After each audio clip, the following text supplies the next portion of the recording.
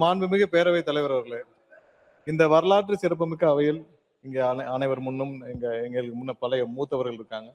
பல பேர் 4-5 முறை சட்டமன்ற உறுப்பினராகவும் அமைச்சர்களாகவும் முன்னாள் முதல்வராகவும் பலர் இருக்கிறார்கள். அவர்கள் எல்லாம் ஒரு எங்களுக்கு பார்க்கிறப்ப, ஏன்னா அவர்களை பார்க்கிறப்ப நாங்கெல்லாம் புதியவர்கள், எங்களுக்கெல்லாம் ரொம்ப புதிய விஷயம். அவையும் புதுசு, எல்லாம் புதுசு, மானிய கோரிக்கை புதுசு, சட்டமன்றம் புதுசு, அமைச்சர் புதுசு, எல்லாமே புதுசு, எல்லாமே புதியதாக இருந்தாலும், ஆனால் நாங்கள் கடந்த 3 வருடங்களாக நானும் சரி, நம்முடைய பொதுப்பணித்துறை அமைச்சர் சகோதரர் ஆதவர்ஜனாலும் சரி, எங்களுடைய நீர்வளத்துறை பாசன அமைச்சர் அண்ணன் ஆனந்தாவெல்லாம் சரி, கடந்த 3 வருடங்களாக ஒவ்வொரு கட்டத்தையும் கடுமையாக கடந்து வந்தோம். ஒவ்வொரு நாளும் பார்த்தீங்கன்னா எதுவும் ஒரு மிகப்பெரிய மாநாடு மதுரையில் நடத்தியிருப்போம். ஆனா அந்த மாநாடுடைய வெற்றியை கூட சுவாசிக்க முடியாது. அடுத்த நாளே வேலைக்கு உட்காந்துருவோம், அடுத்த பிரச்சனை வந்துடும், அடுத்த வேலைக்கு வந்துடும், அடுத்த நாளே அடுத்த வேலையை ஆரம்பிச்சு அடுத்த நேரத்தை நோக்கி ஓடிட்டு இருப்போம். அடுத்து பாத்தீங்கன்னா இன்னொரு பெரிய மாநாடா ஒரு பெரிய கூட்டங்களும் நடத்தி முடிச்சிருப்போம். அப்படி ஒவ்வொரு நிகழ்வாக முடிச்சு அதே மாதிரிதான் நாங்க எலெக்ஷனையும் முடிச்சோம். தேர்தலும் அதே போலதான் ஒரு நாள் முடிச்சு கவுண்டிங் முடிச்சு எல்லாரும் ஜெயிச்சு முடிச்ச பிறகு அந்த வெற்றியும் சுவாசிக்க முடியவில்லை. முடிச்ச ஒரு வாரம் உங்களுக்கு தெரியும் எவ்வளவு கஷ்டப்பட்டு நம்ம ஒவ்வொரு நாளும் இதை கடந்து இந்த ஆட்சி அமைக்கப்பட்டது.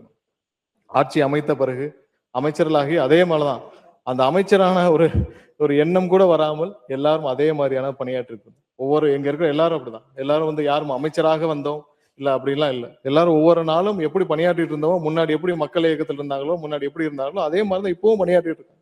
அதே மாதிரிதான் இப்பவும் ஒவ்வொரு நாளும் மக்கள் பணி எப்படி செஞ்சுட்டு இருந்தாங்களோ, இல்ல மக்களுக்காக எப்படி செயல்பட்டு இருந்தாங்களோ அதே மாதிரிதான் இப்பயும் செயல்பட்டு இருக்காங்க. யாருக்கும் ஒன்றும் பெருசா ஒன்றும் அமைச்சர்கள் ஒரு எண்ணமும் மனதுல இல்ல இதை நாங்கள் நிரந்தரமாக இது இருக்க போறோம் இல்லை, நாங்கள் என்னக்கே மக்கள் பணி செய்யறோம் அதே மாதிரி செஞ்சுட்டு இருப்போம்.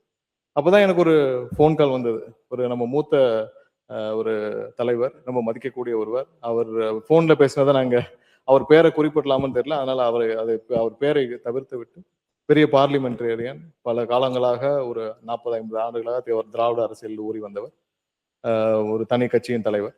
அவருக்கு அனுப்பிச்சு கேட்டாரு, தம்பி நீங்க உசிலம்பட்டியா அப்படின்னாரு. ஆமாண்ணே உசிலம்பட்டிண்ணா அப்படின்னு.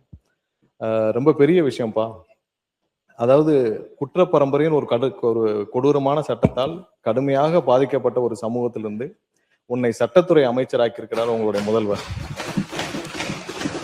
அது ஒரு வரலாற்று சிறப்புமிக்க ஒரு நிகழ்வுன்னாரு. அப்பதான் ஒரு ரியலைசேஷன் வந்தது, அப்பதான் எனக்குள்ளே ஒரு ரியலைசேஷன் வந்தது. இவ்வளவு பெரிய ஒரு வரலாற்று சிறப்புமிக்க ஒரு சம்பவத்தை என்னை போன்ற பலரை உருவாக்கி சத்தமே இல்லாமல் அமைதியாக முதல்வராக இங்க இருக்கிறார் எங்களுடைய முதல்வர் அண்ணன் விஜய் அவர். எங்களை மாதிரி பலர், ஏன்னா நாங்கெல்லாம் எந்தவித பெரிய பணபலமும் கிடையாது, எந்தவித பெரிய பின்புலமும் கிடையாது, அரசியல் பின்புலமும் கிடையாது, பெரிய பணபலமும் கிடையாது, 3-4 தலைமுறை அரசியல்வாதிகளும் கிடையாது. எங்களை மாதிரி பலரை உருவாக்கி பலரை அமைச்சராக்கி பல நடக்க முடியாத விஷயங்களை செய்து காட்டிய ஒரே ஒருவர் எங்களுடைய முதல்வர் அண்ணன் விஜய் அவர்கள் தான். ஏன்னா அவருக்கும் மக்களுக்கும் அவருக்கு 2 பேருக்கும் உள்ள கனெக்ட் யாருக்கும் இதுவரை எங்களோட அரசியல் வாழ்க்கையில் யாரும் பார்க்காத ஒண்ணு. ஏன்னா அவரோட டிராவல் பண்ண ஒவ்வொரு நாளும் பாக்குறோம், மக்கள் அவரோட இருக்கிற ஒரு கனெக்டும் மக்கள் தலைவர் மீது வச்ச கனெக்டும் வேற இல்லை. ஸோ அதையெல்லாம் பார்த்து அவரோட டிராவல் பண்ண என்னை மாதிரி ஒரு உசிலம்பட்டின்னு ஒரு கடைக்கோடி ஒரு ஆதி கிராமத்திலிருந்து வந்த என்னை இங்கே சட்டத்துறை அமைச்சராக்கி, இங்கே மின்சாரத்துறை அமைச்சராக்கி, மேலும் பல துறைகளுக்கு அமைச்சராக்கி என்னை இங்கே பணியாற்ற வைத்த என்னுடைய தலைவருக்கு அண்ணன் விஜய் அவர்களுக்கு, தமிழக முதல்வர் அவர்களுக்கு என்னுடைய வணக்கத்தை தெரிவித்துக் கொள்கிறேன். அடுத்ததா திருப்பூர் தொகுதி எலெக்ஷனுக்கு எல்லாரும் தயாராகிட்டு இருக்க சூழ்நிலையில எல்லாருக்கும் எந்தெந்த தொகுதின்லாம் பெருசா முடிவு பண்ணல. கடைசி நேரத்துல நம்மளுடைய சபாநாயகர் தெரியும், கடைசி நேரத்துல தான் எல்லாருக்கும். ஏன்னா எங்கேயுமே இந்த தொகுதிக்கு இந்த கம்யூனிட்டியில போடணும், இந்த அடிப்படையில போடணும் அப்படிலாம் எதுவுமே இல்லை. இங்க நடந்த ஒவ்வொரு வாக்குகளும், இங்க விழுந்த ஒவ்வொரு வாக்குகளும் எங்களுடைய தலைவர் அண்ணன் விஜய் அவர்களுக்கு முதல்வருக்காக மட்டும்தான். அது எந்த மாற்றுக்கும். ஏன்னா ஒவ்வொருத்தரும் தொகுதி அப்படிதான், தொகுதி அடிப்படையில அப்படிதான். ஒவ்வொருத்தரும் இங்க இருக்கிற எல்லாரும் தொகுதிக்கு போனோம்னா தனியா ஆளாதான் போனோம். எங்களுக்கு இருந்த ஒரே பலம் முதல்வர் அவர்கள் தான், அண்ணன் விஜய் அவர்கள் தான். வேற எந்த பலமும் கிடையாது. பண பலம் கிடையாது, அரசியல் பலம் கிடையாது, பெரிய பின்பலம் கிடையாது, எதுவும் கிடையாது. எங்களுக்கு இருந்த ஒரே பலம் முதல்வர் அவர்கள் மட்டும்தான். எங்க நண்பர் ஒருத்தர், அவர் இங்க இல்லை, நம்மளுடைய நண்பர் ஒருத்தர் ஸ்ட்ராட்டஜிஸ்ட் வாங்க, அவர் தான் ஒரு 3-4 வருஷத்துக்கு முன்னாடியே சொல்லுவார். அதாவது எப்படின்னா, உங்களுக்காக ஓட்டு இல்லை, அவருக்காக மட்டும்தான் ஓட்டு.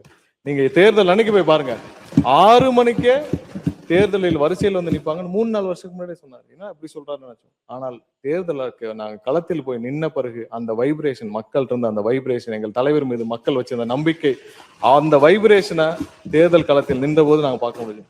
நிறைய சர்வே எல்லாம் வந்துச்சு. சர்வே எல்லாம் வந்துச்சு. சொன்னவர் ஜோசியக்காரர்ல மக்கள் மனதை அறிந்தவர், அப்படி எடுத்துக்கொள்ளலாம் இல்லையா? இல்ல இல்ல, சொன்னவர் நம்ம ஸ்ட்ராட்டஜி இல்ல, அதான் மக்கள் மனதை அறிந்தவர். அவர் பேரை சொன்னா கோச்சுப்பார் ஜான். அதனால ஏன்னா அந்த மாதிரி அந்த வைப்ரேஷனை எங்களால உணர முடிஞ்சு. பல சர்வேக்கெல்லாம் வரும். எனக்கெல்லாம் திருப்பூர்ன்றதெல்லாம் பல சர்வேக்களை பண்ணி என்கிட்ட சொல்லுவாங்க, இந்த மாதிரி 3வது இடம் இது வருது உங்களுக்கு, இந்த மாதிரி வருதுன்னு. 100% நம்பினோம் எல்லாரும் கண்டிப்பாக வெற்றி பெறுவோம். ஏன்னா எந்த சர்வேயும் மக்கள் மனதில் என்ன இருக்குன்னு யாருனாலையும் கணிக்க முடியல. அப்படிப்பட்ட ஒரு தேர்தல் இதுவரைக்கும் வரலாற்றில் யாரும் பார்க்காத ஒரு தேர்தல். சாமானிய மக்கள் எந்த பின்பலமும் கிடையாது, எதுவும் கிடையாது. 2 லட்சம் 3 லட்சத்தை வச்சு இந்த காலத்துல எம்எல்ஏ ஆக முடியுமா? நடத்தி காட்டி இருக்கிறார் ஒருவர். வேற யாருனாலையும் செய்ய முடியும். 2 லட்சம் 3 லட்சம் இங்க இருக்கு. அதனால பல மூத்தவர்கள், பல முன்னாள் அமைச்சர்கள், பல 4 முறை எம்எல்ஏக்கள் ஆயிருக்கீங்க. எல்லாருக்கும் தெரியும் 2 லட்சம் 3 லட்சம் வச்சு இன்னைக்கு ஒருத்தர் எம்எல்ஏ ஆக முடியுமா, ஒருத்தர் அமைச்சராக முடியுமா, ஒருத்தர் ஆட்சி அமைக்க முடியுமா? மொத்த கட்சி செலவே அதிகபட்சம் பாத்தீங்கன்னா மொத்த எம்எல்ஏக்கள் செலவு 2-3 கோடி தாண்டி இருக்கு. அவ்வளவுதான் இங்க எல்லாரும் பண்ணது. அதனாலதான் எங்களுக்கு எந்தவித பயமும் இல்லை, நாங்கள் இழப்பதற்கு எதுவும் இல்லை. எங்களுக்கு தேவை எங்களுடைய தலைவர் ஒருத்தர் மட்டும்தான். எங்களுக்கு எந்தவித பயமும் இல்லை, எந்த தேர்தலை சந்திக்க பயம் இல்லை, எந்த பயம் இல்லை. ஏன்னால் எங்களை எல்லாம் ஒண்ணுமே இல்லாம எங்களை இங்க நிப்பாட்டி வச்சிருக்கிறாங்க. அதனால யாரை நினைத்தும் எந்த கவலையும் இல்லை. அதனாலதான் தைரியமாக மக்களுக்காக என்ன செய்யணுமோ அதை நோக்கி நாங்கள் வேலை பார்த்து கொண்டு இருக்கிறோம். திருப்பரங்குன்றம் தொகுதியில நான் தனியால தான் போய் நின்றேன். ஏன்னா அந்த தொகுதியில் யாரும் தெரியாது, புது தொகுதி, தனியாக போய் நின்றேன். அந்த மக்கள் இன்னைக்கு முழுவதும் எனக்கு ஒரு சொந்தங்களாக இருக்கிறார்கள். கடைசி வரை அந்த மக்களுக்காக பணியாற்றுவேன் என்று சொல்லிக்கொண்டு எனக்கு மானிய கோரிக்கையில 4 மானிய கோரிக்கைகள் இருக்கு. அதுல முக்கியமான நீதித்துறை சம்பந்தப்பட்டமாக நான் முக்கியமான அறிவிப்புகளை மட்டும் படுத்திட்டேன். நேரமின்மை முக்கியமான அறிவிப்புகள். ஏன்னா நிறைய விஷயங்கள் நீதித்துறை சம்பந்தமாக பலர் வைத்த முக்கியமான கோரிக்கைகள் என்னன்னு பாத்தீங்கன்னா, நீதிமன்றங்கள் வேண்டும், நீதிமன்றங்கள் வேண்டும். அடுத்ததாக மொத்தமாக நீதித்துறை வந்தது நீதிமன்றங்கள் சம்பந்தப்பட்டதான். ஸோ அதுல கோரிக்கைகள் வச்சிரும். முதல்வர் தரப்புல பல முறை நாங்கள் நீதித்துறை சார்பாக அனைத்து ரிவ்யூவும் பண்ணப்ப முதல்வர் எங்களிடம் சொன்னது, போக்சோ நீதிமன்றங்கள், மகிழா நீதிமன்றங்கள், NDPS நீதிமன்றங்கள் எங்கெல்லாம் தேவையோ உடனடியாக நிறைவேற்றுங்கள் என்று சொல்லி எங்களிடம் உத்தரவிட்டுள்ளார். ஏன்னா எந்த இடத்திலும் நீதிமன்றங்கள் இல்லாமல் பெண்டிங்ல இருக்குன்னா அதனால எந்த இடத்திலும் நீதித்துறை எந்த தொய்வும் இருக்கக்கூடாது. அதனால உடனடியாக ஒரே ஷாட்ல போயிடுங்க, எத்தனை நீதிமன்றங்கள் வேண்டுமோ ஒரே நாள்ல போயிருங்க. அதனால போக்சோ நீதிமன்றங்கள் 20 நீதிமன்றங்களுக்கு முதல்வர் அனுமதி கொடுத்துள்ளார். இந்த வருடம் 20 நீதிமன்றங்கள், இதெல்லாம் பல வருடங்களாக பெண்டிங்ல இருந்து 20 நீதிமன்றங்கள் இந்த வருடம் போக்சோ நீதிமன்றங்களுக்கு அனுமதி கொடுத்துள்ளார். அறிவிப்பு புத்தகம் கொடுக்க சொல்ல எல்லாருக்கும் சொல்லிடலாம். கொடுக்கு புத்தகம் வெளியிடுகிறேன்னு சொல்லுங்க. நீங்க இந்த புத்தகங்கள்லாம் நீங்க அறிவிப்பு புத்தகங்களை அனைவருக்கும் வழங்கலாம், வெளியிடுகிறேன்.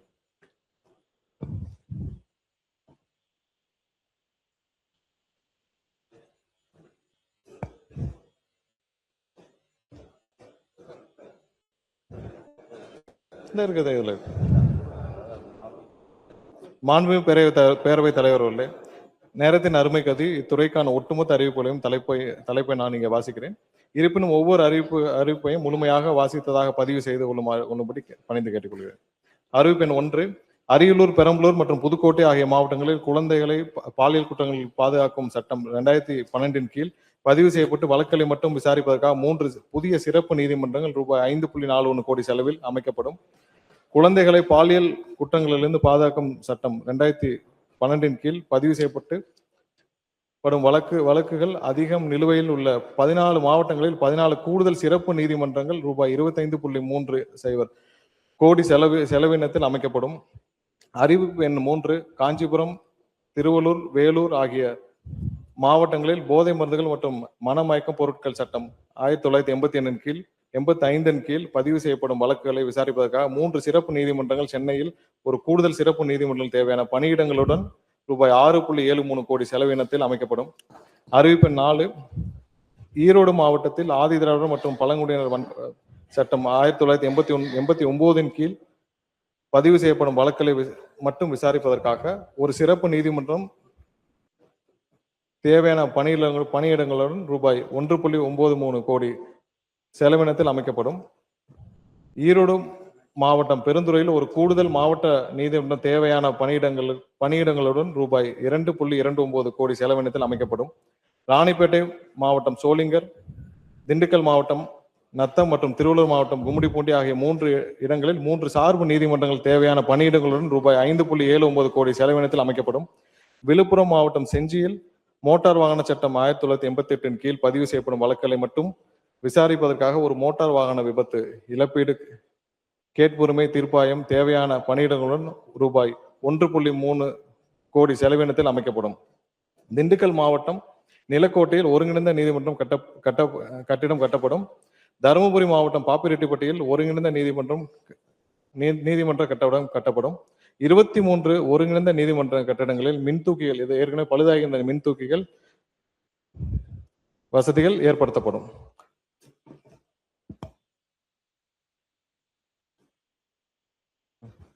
மாண்புமிகு பேரவைத் தலைவர்களே, அடுத்த மின்சாரத்துறை சார்பாக மானிக்க கோரிக்கை.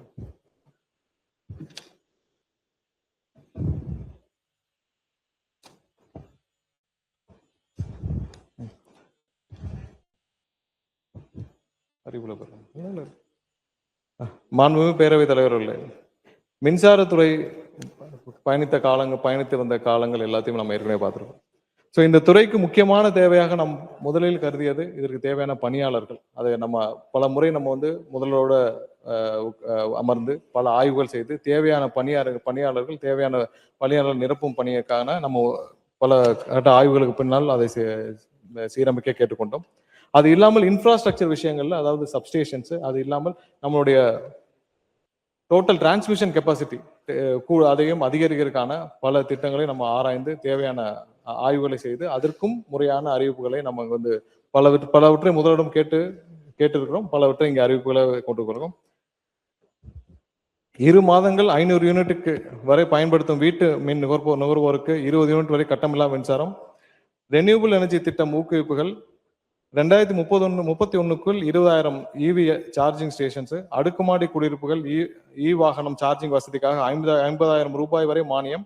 24 மணி நேரம் சீரான மின்சாரம். ரூஃப்டாப் சோலார் திட்டத்தில் மாநில அரசின் மானியம்.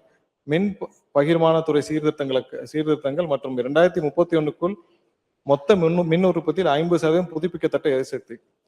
இதன் அடிப்படையில்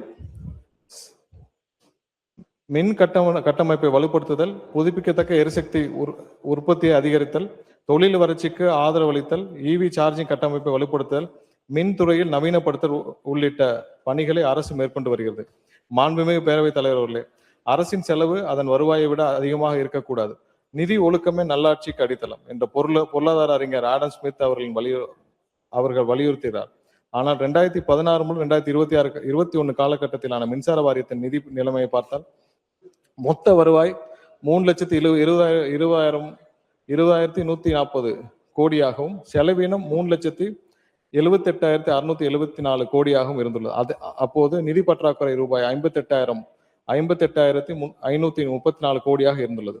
இதுவே 2021 முதல் 26 வரையிலான காலகட்டத்தில் மின்சார வாரியத்தின் மொத்த வருவாய் 4,97,996 கோடியாகவும் செலவினம் ரூபாய் 5,32,443 கோடியாகவும் நிதி பற்றாக்குறை ரூபாய் 34,447 கோடியாகவும் இருந்துள்ளது. இதுதான் இதுவரை மின்சார வாரியத்தின் நிலை. 2022 மின் கட்டணம் 30% உயர்த்தப்பட்டது. 2023 2.18% உயர்த்தப்பட்டது. 2024 4.83% உயர்த்தப்பட்டது. 2025 3.16% உயர்த்தப்பட்டது. ஆனால் இந்த வருடம் மின்சார கட்டணம் எந்த வகையிலும் உயர்த்தப்படவில்லை என்பதை குறிப்பிட்டுள்ளது. எனினும் 2021 முதல் 26 வரையிலான காலகட்டத்தில் மட்டும் 87,399 கோடி கடன் பெறப்பட்டுள்ளது. 31/3/2026 நிலவரப்படி மொத்த நிலுவை கடன் 2,47,130 கோடியாக உள்ளது. இப்படி கடன்களை உயர்த்தி மின் கட்டணத்தையும் தொடர்ந்து உயர்த்தி மின்சாரத்துறையை மிகவும் இக்கட்டான நிதி நிலைமையில் விட்டு சென்றுள்ளது கடந்த திமுக அரசு. மாண்புமிகு பேரவைத் தலைவர்களே, மின்சாரத்துறையை பொறுத்தமட்டில் தொடர்ந்து இன்ஃப்ராஸ்ட்ரக்சர் மேம்படுத்தினால்தான் தரமான, விரைவான மற்றும் மேம்பட்ட மின்சார சேவையை மக்களுக்கு வழங்க முடியும். ஆனால் 2021 மற்றும் 26 வரையிலான காலகட்டத்தில் 423 துணை மின் நிலையங்களை அமைப்போம் என கடந்த ஆட்சியில் அறிவிக்கப்பட்டது. ஆனால் 32 துணை மின் நிலையங்கள் மட்டுமே தற்போது செயல்பாட்டுக்கு வந்துள்ளன. 121 துணை மின் நிலையங்கள் பணிகள் இன்னும் நடைபெற்று வருகிறது. 270 துணை மின் நிலையங்கள் பணிகள் இன்னும் தொடங்கப்படவே இல்லை. அதாவது அறிவிக்கப்பட்ட 423 துணை மின் நிலையங்களில் 32 மட்டுமே செயல்பாட்டுக்கு வந்துள்ளது என்பதுதான் இன்றைய நிலை. மாண்புமிகு பேரவைத் தலைவர் அவர்களே, மின்சாரத்துறையில் இன்னொரு முக்கியமான பிரச்சனை பழமையான மின் கட்டமைப்பு.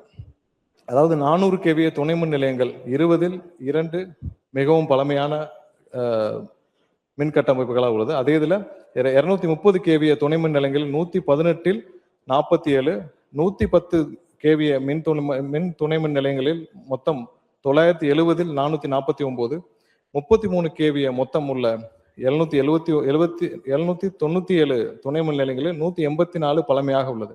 ஆக மொத்தம் 682 துணை மின் நிலையங்கள் 25 ஆண்டுகளுக்கு மேல பழமையானவைகள் உள்ளது. மொத்தமுள்ள 4,47,603 டிஸ்ட்ரிபியூஷன் டிரான்ஸ்ஃபார்மர்ஸ்களில் 42,808 டிரான்ஸ்ஃபார்மர்கள் 25 ஆண்டுகளை கடந்தவை. இந்த பழமையான மின் கட்டமைப்புகளை ஒரே நேரத்தில் புதுப்பிக்க முடியாது. கடந்த காலத்தில் அவற்றை முறையாக கண்டறிந்து முன்னுரிமை அடிப்படையில் புதுப்பிக்கும் பணிகள் நடைபெறவில்லை. கடந்த ஆண்டுகளில் இந்த மொத்த கட்டமைப்பையும் வலுப்படுத்தவும் எந்த முயற்சியும் எடுக்கப்படவில்லை. நமது வெற்றி கழக அரசு இந்த பணிகளை தாமதப்படுத்த போவதும் இல்லை. உடனே செயலில் இறங்கியுள்ளோம். குறிப்பாக safety relay, transformers, breakers, communication systems மற்றும் டிரான்ஸ்மிஷன் லைன் சேஃப்டி ஆகியவற்றை முன்னுரிமை அளிக்கப்படும்.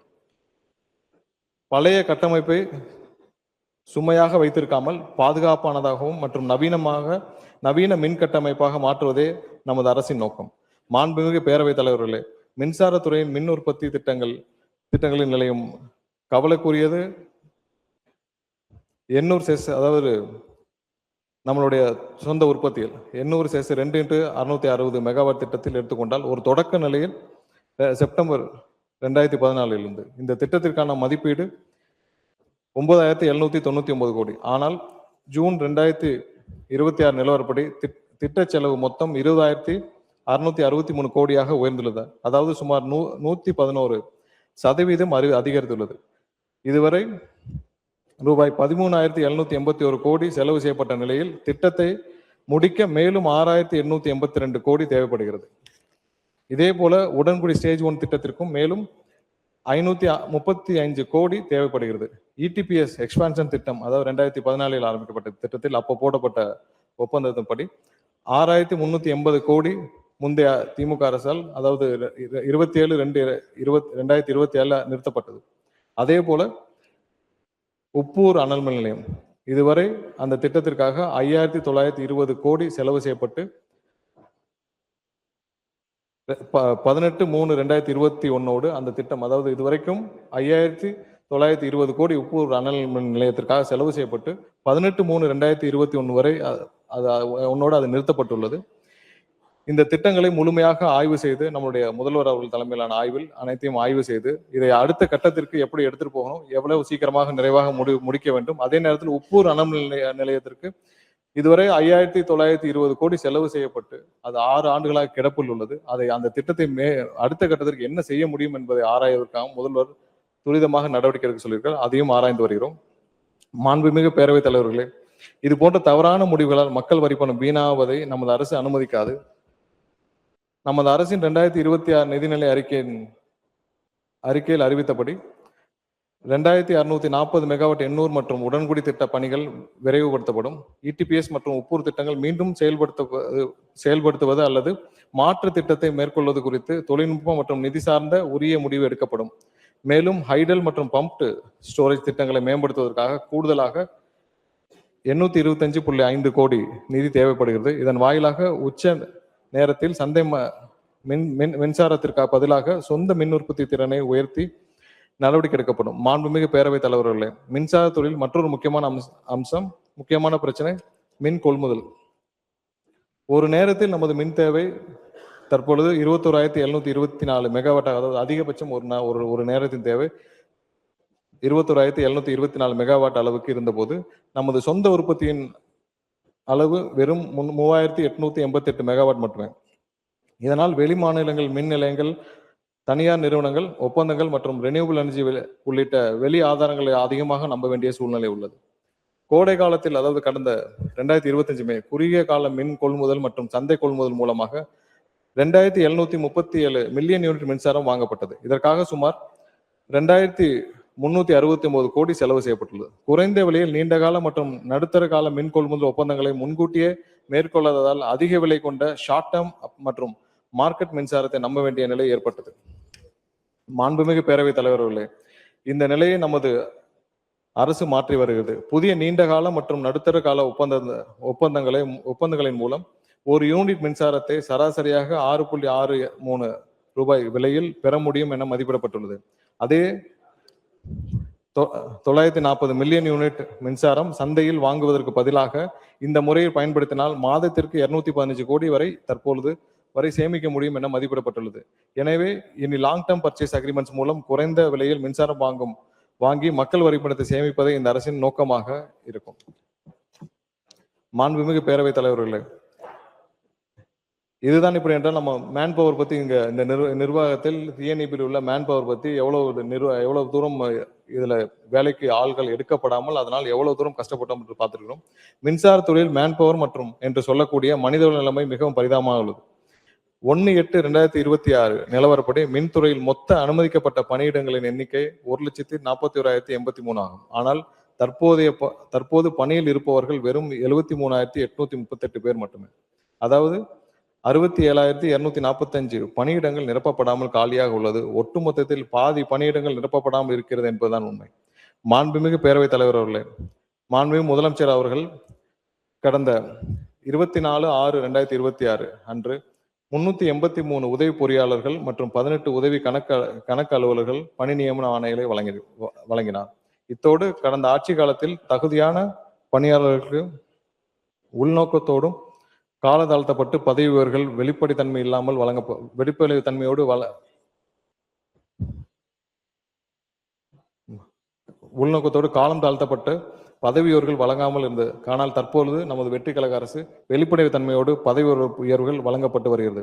சுமார் 300 அசிஸ்டன்ட் என்ஜினியர்ஸ்களுக்கு 6/6/2026 அன்று எக்ஸிகியூட்டிவ் என்ஜினியராக பதவி உயர்வு வழங்கப்பட்டுள்ளது. அதே நேரத்தில் 117 ஏஇ அசிஸ்டன்ட் என்ஜினியர் ஏஇ மற்றும் ஜேஇக்களுக்கு அசிஸ்டன்ட் எக்ஸிகியூட்டிவ் என்ஜினியர் பதவி உயர்வு வழங்கப்பட்டுள்ளது. 3440 கேங்மேன் பணியாளர்களுக்கு 19/6/2026 அன்று பதவி உயர்வு மற்றும் விருப்ப அடிப்படையில் இடமாற்றமும் ஆணைகளும் வழங்கப்பட்டது. ஒரே நாளில் 3440 கேங்மேன் வழங்கப்பட்ட அந்த டிரான்ஸ்பர் இதுவரைக்கும் வரலாற்றில் இதுவரை நடைபெறாத ஒன்று. அடுத்ததாக 700 ஏஇ மற்றும் ஜேஇக்களுக்கு 31/7/2026 அன்று அசிஸ்டன்ட் என்ஜினியர் பதவி உயர்வு ஒரே நாளில் வழங்கப்பட்டது. இதெல்லாம் கடந்த காலங்களில் பல ஆண்டுகளாக 15 வருடங்கள் மற்றும் 20 வருடங்கள் காத்திருந்து பல போராட்டங்கள், பல சட்ட போராட்டங்கள் நடத்தி அவர்கள் எல்லாம் நம்மளுடைய என்னையும் சந்தித்து முதல்வரையும் சந்தித்து பல போராட்டங்களுக்கு அப்புறம் ஒரே நாளில் அனைவருக்கும் பணி உயர்வு வழங்கப்பட்டது. மேலும் 2026-27 ஆண்டில் மின்சாரத்தில் காலி பணியிடங்களை நிரப்புவதற்காக பணிகள் தற்போது நடைபெற்று வருகிறது என்பதை மகிழ்ச்சியுடன் இந்த பேரவைக்கு தெரிவித்துக் கொள்கிறேன்.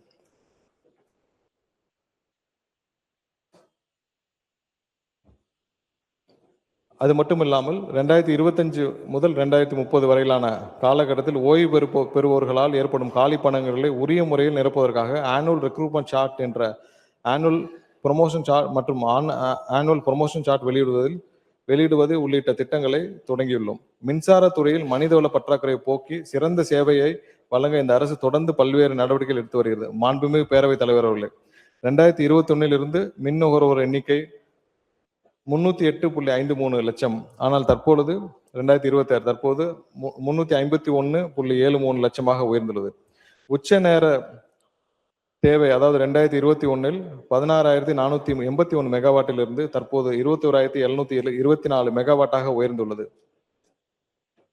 ஆனால் நுகர்வோர் எண்ணிக்கையும் மின் தேவையும் அதிகரித்த அளவிற்கு மனித வளமும் துணை மின் நிலையங்களும் அதே வேகத்தில் அதிகரிக்கப்படவில்லை மற்றும் சரியான மின் கொள்முதல் நிலையங்களும் ஏற்படுத்தப்படவில்லை. இதனால் மின் கட்டமைப்பில் மீது கூடுதல் அழுத்தம் ஏற்பட்டுள்ளது. மாண்புமிகு பேரவைத் தலைவர் அவர்களே, நமது தளபதி மாண்புமிகு முதலமைச்சர் அவர்களின் தலைமையிலான இந்த அரசு அதிகபட்ச மின் தேவையை சமாளிப்பதை மட்டும் இலக்காக கொள்ளவில்லை. மின் பகிர்மான வட்டம் மற்றும் மின் வழித்தடம் வாரியாக ஏற்படும் மின்தடை நேரம், மின் அழுத்த நிலைத்தன்மை புகார் தீர்வு மையம், பழுதான மின்மாற்றியை மாற்றும் நேரம், புதிய மின் இணைப்புகளுக்கான காத்திருப்பு காலம் என சேவை நேரத்தை முக்கிய அளவுகோலாக கொண்டு விரைவாக செயல்பட திட்டமிட்டு நடவடிக்கைகளை தொடங்கியுள்ளோம். மாண்புமிகு பேரவைத் தலைவர் அவர்களே, கடந்த காலத்தில் முற்றிலும் புறக்கணிக்கப்பட்ட சொந்த உற்பத்திக்கான நிலையங்கள், பற்றாக்குறை மின் தொடர்பு அமைப்பு, பழமை பராமரிப்பு இல்லாத துணை மின் நிலையங்கள், பழுதான மின்மாற்றிகள், குறைபாடான விநியோக கட்டமைப்பு, தேவையான குறைவான பணியாளர்கள் மற்றும் Chennai metro water, BSNL, CMRL பணிகளால் பாதிப்பு, காற்று பெருமழை மற்றும் இயற்கை காரணிகளால் போன்ற சீற்றங்களால் தேவையான பெரிதும் எதிர்பாராத மின் தடைகள் ஏற்பட்டு வருகிறது. இவற்றை சமாளிக்க சீரமைக்க 24 மணி நேரமும் உயர் அலுவல்களால் கள ஆய்வு உள்ளிட்ட கண்காணிப்பு, புதிய முயற்சிகளாக 125 ஃபியூஸ் ஆஃப் கால் வெஹிக்கிள்ஸ் அறிமுகம் செய்யப்பட்டுள்ளது. ஏற்கனவே உள்ள 70 ஃபியூஸ் ஆஃப் கால் சென்டர்ஸ் உடன் மேலும் 77 புதிய மையங்கள், கூடுதலாக 7 பிரேக் டவுன் சர்வீஸ் டீம்ஸ், மின்னகம் மற்றும் சமூக ஊடக புகார்களை கண்காணிக்க தேவையான கூடுதல் பணியாளர்கள், பொதுமக்கள் பார்வைக்காக தினசரி மின்தடை நிலவரம், அதாவது தினமும் உள்ள அவுட்டேஜ் டேஷ்போர்ட்ஸை தினமும் கடந்த 2 மாதங்களாக பப்ளிஷ் செய்யப்பட்டு வருகிறது. மாண்புமிகு பேரவைத் தலைவர் அவர்களே, நிர்வாக சீர்திருத்தங்களை பொறுத்தவரை டெண்டர் பாலிசிகள், அதாவது இதுக்கு முன்னாடி இருந்த டெண்டர் பாலிசிகளை மாற்றி அமைத்து 3 டயர் டெண்டர் பாலிசிகள், அதாவது டெண்டர் எஸ்டிமேஷன் பாலிசிகளை மாற்றி அமைத்து நம்மளுடைய மின்சார வாரியத்தில் நடக்கும் அனைத்து லீக்கேஜ்களையும் கண்ட்ரோல் பண்றதுக்காக 3 டயர் டெண்டர் பாலிசி கமிட்டிஸ் உருவாக்கப்பட்டுள்ளது. 67 ஸ்டாக் வெரிஃபிகேஷன் கமிட்டிஸ், அதாவது இதுவரைக்கும் என்னென்ன ஸ்டாக் இருக்குன்னு வெரிஃபை பண்றதுக்காக 67 ஸ்டாக் வெரிஃபிகேஷன் கமிட்டிஸ் அமைத்து அதெல்லாம் ஸ்டாக் வெரிஃபிகேஷன் பணியும் நடைபெற்று வருகிறது.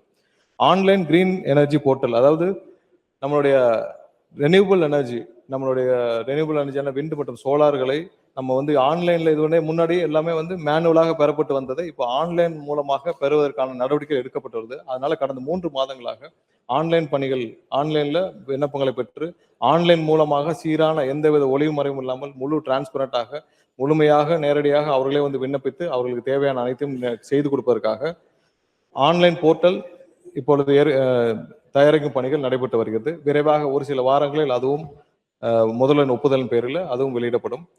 எலக்ட்ரிக்கல் எனர்ஜி செக்டார் தொழில்நுட்ப ஆராய்ச்சிக்காக நமது ஐஐடியுடன் சேர்ந்து, ஏன்னா நமக்கு இவ்வளவு பெரிய மின்சார வாரியம் இருக்கும் பொழுது அதுக்கு ஒரு R&D சென்டர்ல, ஏன்னா இப்ப சொல்றப்போ நிறைய பேர் சொன்னாங்க மீட்டர் பாக்ஸ் புதிய மீட்டர் வருது, இல்ல புதிய தொழில்நுட்பம் வருதுன்னு.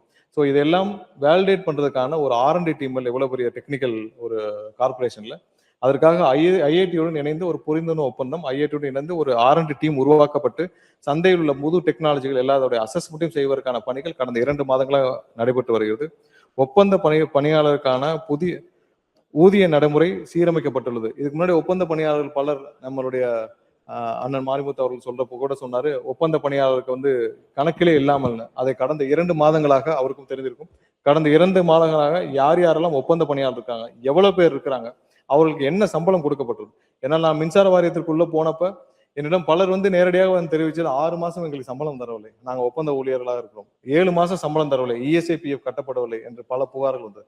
அதன் அடிப்படையில் அதெல்லாம் புகார்களாக காவல் நிலையத்திலே கொடுக்க சொல்லிவிட்டு மீண்டும் அனைத்து மின்சார வாரியம் முழுவதும் எங்கெங்கெல்லாம் ஒப்பந்த ஊழியர்கள் இருக்கிறார்கள் அவர்கள் அனைவருக்கும் ஆன்லைன்ல, அதாவது டிஜிட்டல் முறையில சம்பளம் வழங்கப்பட வேண்டும். ESIPF இல்லாமல் எந்த ஒப்பந்த தொழிலாளரும் இருக்கக்கூடாது என்ற உத்தரவு கடந்த மாதமே கொடுக்கப்பட்டுள்ளது. இப்பொழுதுதான் ஒப்பந்த பணியாளர் எவ்வளவு பேர் இருக்காங்க கணக்கெடுப்பும் தற்போதுதான் நடைபெற்று வருகிறது. கண்டிப்பாக முழுமையாக எடுத்த பிறகு என்ன செய்ய வேண்டும் என்ற நடவடிக்கை கண்டிப்பாக எடுக்கப்படும். ஆன்லைன் டிரான்ஸ்ஃபர் கவுன்சிலிங், அதாவது இவ்வளவு பெரிய நிர்வாகத்தில் மிகப்பெரிய பிரச்சனையே இந்த கவுன்சிலிங் தான். ஏன்னா தேவையான பொழுது யாரை வேண்டாலும் மாற்ற முடியும், அப்புறம் அதுக்கான வேக்கண்டை கிரியேட் பண்ண முடியும், அப்புறம் எப்போ வேண்டாலும் நிரப்பப்பட முடியும்ன்ற ஒரு சூழ்நிலை இருந்தது. அதன் மூலமாக பலர் அப்பாவி மின்சார வாரியத்தின் ஊழியர்கள் தேவையில்லாமல் பாதிக்கப்பட்டனர். தேவையில்லாமல் யார்கிட்டயோ போய் பார்த்து அப்புறம் டிரான்ஸ்ஃபர் வாங்கக்கூடிய சூழ்நிலை இருந்துச்சு. அதையெல்லாம் மாற்றி அமைக்கும் விதமாக டிரான்ஸ்பரண்டா ஆன்லைன் டிரான்ஸ்ஃபர் கவுன்சிலிங் மூலமாக கொடுப்பதற்கான ஏற்பாடுகள் கடந்த 2 மாதங்களாக எந்த ஒளிவு மறைவும் இல்லாமல் டிரான்ஸ்ஃபர்கள் கொடுக்கப்பட்டு வருகிறது.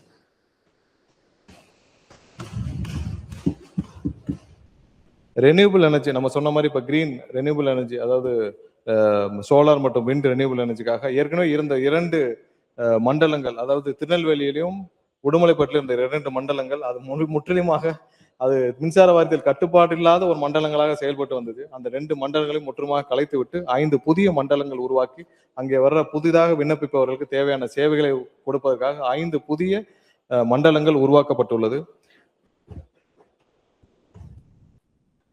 Dedicated system for rooftop solar. Rooftop சோலார்ல நம்ம இது வரைக்கும் மற்ற மாநிலங்களை பொறுத்த வரைக்கும் நம்ம மிகவும் பின்தங்கி உள்ளோம்.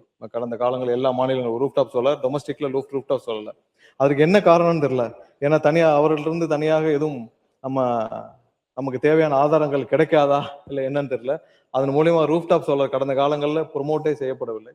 ஆனால் இந்த ஆட்சி காலத்தில் முதல்வருடைய உத்தரவின் பேரில் ரூஃப்டாப் சோலாரை நம்ம பெரிய அளவில் கண்டிப்பாக டொமஸ்டிக் அளவில் கொண்டு போய் சேர்க்கிறதுக்கான வேலைகளை நம்ம நடைபெற்று இருக்கிறோம். அதுக்கான புதிய வெப்சைட்டு புதிதாக அதுக்கப்பட்ட இருக்கிற ஒரு நிறுவனத்தின் மூலம் நம்ம புதிதாக ஒரு வெப்சைட்டுக்கு உருவாக்கி அதன் மூலமாக சிங்கிள் விண்டோ முறையில் ஒன்றிய அரசு கொடுக்கப்படும் மானியமும் மாநில அரசு கொடுக்கப்படும் மானியம் ஒன்றாக இணைக்கப்பட்டு அது ஒரு பெரிய பல வெண்டர்களை இணைத்து அதன் மூலமா நம்ம இம்ப்ளிமெண்ட் செய்யற வேலைகளும் தொடங்கி இருக்கிறோம். அதே போல எலக்ட்ரிக்கல் சார்ஜிங்காக ஜிபிஎஸ் எனேபிள்டு ஆப் மூலமாக பப்ளிக் இவி சார்ஜிங் ஸ்டேஷன்ஸ் இதன் மூலமாக இன்னைக்கு இவி சார்ஜிங் ஸ்டேஷன்ஸ் பல இடத்துல விரிவாக வர உள்ளது. அதற்காக இப்போ GPS enabled EV charging stations ஆனால் எவ்வளவு இருக்கு என்னன்னு கண்காணிக்கவும் முடியும். அதன் மூலமாக பயனாளர்களும் பயனடைய முடியும். ஸோ அதையும் உருவாக்கும் பணிகள் நடைபெற்று வருகிறது.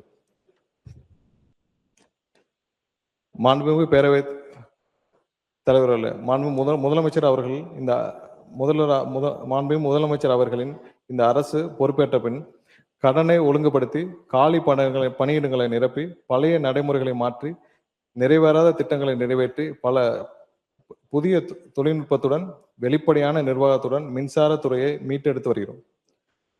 மாண்புமிகு பேரவைத் தலைவர்களே, இவை அனைத்தையும் அறிவிப்புகளாக நிற்காது, ஆக்கப்பூர்வமாக செயல்களாக மாற்றம் தந்து மக்களை மகிழ்ச்சியை தருவோம் என எனது உரையை நிறைவு செய்கிறேன். நன்றி. அடுத்ததாக ஓஎஸ் மணியன் சொல்லுங்க. நான் இப்போ ஓஎஸ் மணியன் கிளாரிபிகேஷன் கேட்கிறேன். ஒரு கிளாரிபிகேஷன் உங்கள்கிட்ட. எரிசக்தி துறை மானிய கோரிக்கையில அறிவிப்புல நம்பர் 17ல கிளாரிபிகேஷன் படிச்சிட்டாரு.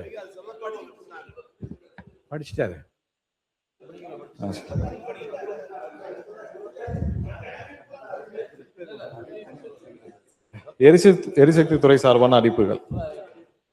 தமிழ்நாடு மின் பகிர்மான கழகத்தால் 2026-27 ஆண்டில் மொத்தம் 50,000 புதிய விவசாய மின் இணைப்புகள் வழங்கப்படும். தமிழ்நாடு மின் பகிர்மான கழகத்தின் 2558 காலி பணியிடங்களை தமிழ்நாடு அரசு பணியாளர் தேர்வாணையம் வாயிலாகவும் 5,000 திறன் சார்ந்த மற்றும் 5,000 திறன் சாராத என மொத்தம் 10,000 பணியாளர்களை 5 வருட ஒப்பந்த முறையில் பணியமர்த்திட நடவடிக்கை மேற்கொள்ளப்படும்.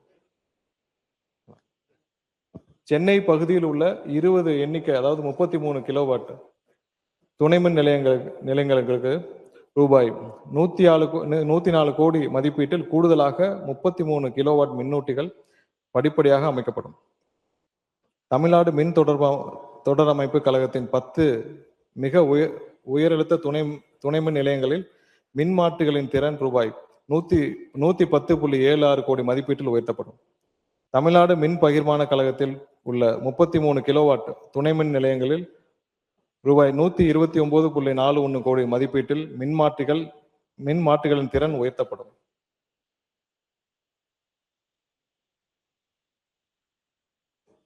மிக உயரழுத்த துணைமின் நிலையங்களில் பாதுகாப்பு மற்றும் தகவல் தொடர்பு சாதனங்களை ரூபாய் 120.32 கோடி மதிப்பீட்டில் கொள்முதல் செய்யப்படும் மற்றும் ஆயுட்காலம் முடிந்து பழமையாக பாதுகாப்பு மற்றும் தகவல் தொடர்பு சாதனங்களை ரூபாய் 92.3 கோடி மதிப்பீட்டில் மாற்றி அமைக்கப்படும்.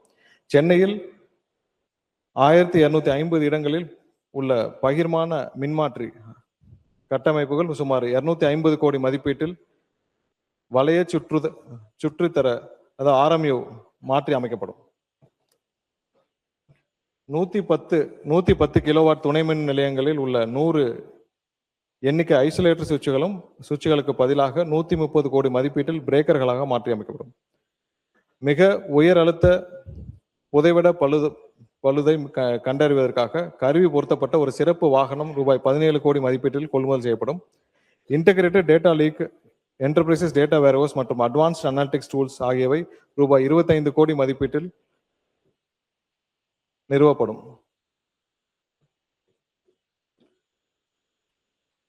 புதுப்பிக்கத்தக்க எரிசக்தி திட்டங்கள், ஓபன் ஆக்சஸ் மற்றும் பெஸ்ட் அமைப்பு திட்டங்கள் வெளிப்படையாக, எளிமையாக மற்றும் திறமையான அனுமதி செயல்முறைகளை ஏற்படுத்த ஒரு திருத்தப்பட்ட இணையவழி விண்ணப்பங்கள் உருவாக்கப்படும். என்டர்பிரைசஸ் ரிசோர்ஸ் பிளானிங் அமைப்பில் பென்ஷன் ப்ராசஸிங் வசதியை ஒருங்கிணைப்பதற்காக பணிகள் ரூபாய் 24.85 லட்சம் மதிப்பீட்டில் மேற்கொள்ளப்படும்.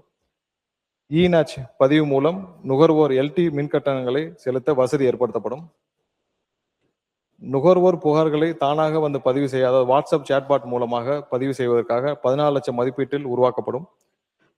பணியிட மாறுதல் மற்றும் பணி உயர்வு பணியிட நியமனங்களை ஆன்லைன் கவுன்சிலிங் நடத்துவதற்கான இன்சார்ஜ் ஹவுஸ் அப்ளிகேஷன் உருவாக்கப்படும். தற்போதுள்ள மனிதவள மேலாண்மை அமைப்புடன் இணைக்கும் பணி சுமார் 8.26 லட்சம் மதிப்பீட்டில் மேற்கொள்ளப்படும். தமிழ்நாடு கம்ப்ரஸ்டு பயோகேஸ் பாலிசி வகுக்கப்படும். நீட்டிக்கப்பட்ட அல்லது மேம்பாட்டு பணி எதுவும் தேவைப்படாத புதிய ஒருமுனை வீட்டு மின் இணைப்பு விண்ணப்பதாரர்களுக்கு தமிழ்நாடு மின் பகிர்மான கழகத்தால் கள ஆய்வு இல்லாமலேயே செல்ஃப் டிக்ளரேஷன் அடிப்படையில் புதிய மின் இணைப்பில் வழங்குவதற்கான நடவடிக்கைகள் எடுக்கப்பட்டு வருகிறது. கிளாரிபிகேஷன். மாண்புமிகு பேரவைத் தலைவர் அவர்களே, எரிசக்தி அறிவிப்புகளில் நம்பர் 17 புதிய மின் இணைப்பு கேட்கறது எளிதாக்கப்படும் என்று சொல்கிறார்கள் அமைச்சர் அவர்கள். அதில் செல்ஃப் டிக்ளரேஷன் போதுன்றாங்க. அதில் வந்து NOC சான்றிதழ் வேண்டான்னு சொல்றீங்களா? என்னங்கிறத கொஞ்சம் தெளிவாக சொல்லுங்க. அது சம்பந்தமாக விரிவான வழிகாட்டுதல் வழங்கப்படும். அது என்னன்னா, ஏற்கனவே உள்ள புறம்போக்கு நிலங்கள், மற்ற கோயில் நிலங்கள்ல வசிப்பவர்களுக்கு ஏற்கனவே உயர்நீதிமன்றத்தில் வழிகாட்டுதலோட மின் இணைப்பில் கொடுக்கறதுக்கான ஏற்பாடுகள் செய்ய சொல்லியிருக்காங்க. இது பல ஆண்டுகளாக கிடப்பில் உள்ள விஷயம். எல்லா ஊர்களையும் வந்து டிவி எல்லா இடத்துலயும் வருது. பாத்தீங்கன்னா, எங்க வீட்டுக்கு 25 வருஷமா மின் இணைப்பு இல்லை, எங்க கிராமத்துக்கே மின் இணைப்பு இல்லை, இப்படி பல புகார்கள் தமிழகம் முழுவதும் வரப்பெற்றோம். ஸோ அப்போ இதுக்கு ஒரு சொல்யூஷன் ஏதாவது நம்ம கொண்டு வரலாம்னு சொல்லிட்டு தான் இதற்கு ஏற்கனவே உயர்நீதிமன்ற நீதியரசர் ஆனந்த் வெங்கடேசன் அவர்கள் வந்து கொடுத்த ஒரு ஆர்டரின் அடிப்படையில் நம்ம வந்து தேவையான வழிகாட்டுதல் எடுத்துட்டு இருக்கோம். இதுல அண்டர்டேக்கிங் அடிப்படையில்